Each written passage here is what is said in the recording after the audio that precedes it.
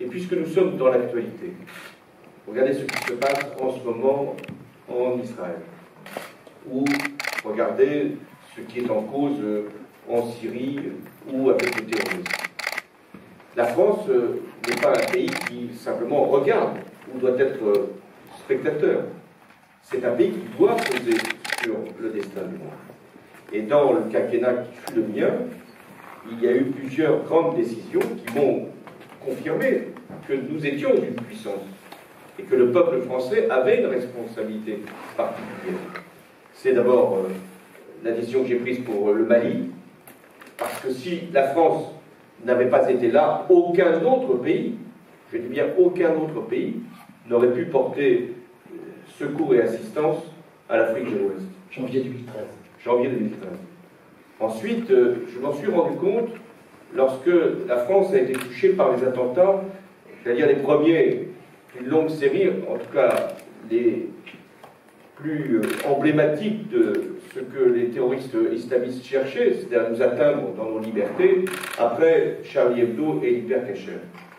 Quand il y a eu cette manifestation invraisemblable, sur le plan de la sécurité aussi, où des chefs d'État et de gouvernement venus du monde entier étaient là, rassemblés au coude à coude. Il y avait Netanyahou et le président de l'autorité palestinienne, je le rappelle par rapport aux circonstances d'aujourd'hui.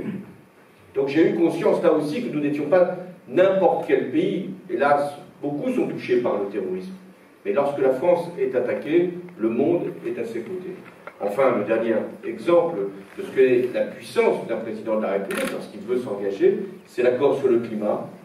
Je rappelle dans ce livre que personne, aucun pays ne voulait organiser la conférence sur le climat parce que la précédente avait échoué dans des conditions assez désastreuses pour la planète.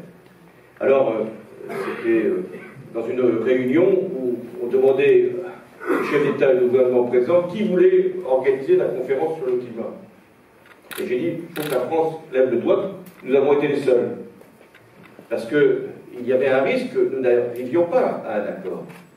Et il se trouve qu'à la fin de décembre 2015, il y a eu cet accord sur le climat. C'est pour vous dire que je suis très attaché à ce que nous avons pu faire. Monsieur François Hollande, vous parlez de terrorisme, oui. Votre gouvernement a donné la Légion d'honneur au prince Raoult qui finance le terrorisme. On va continuer. Oui, il n'y a pas de danger.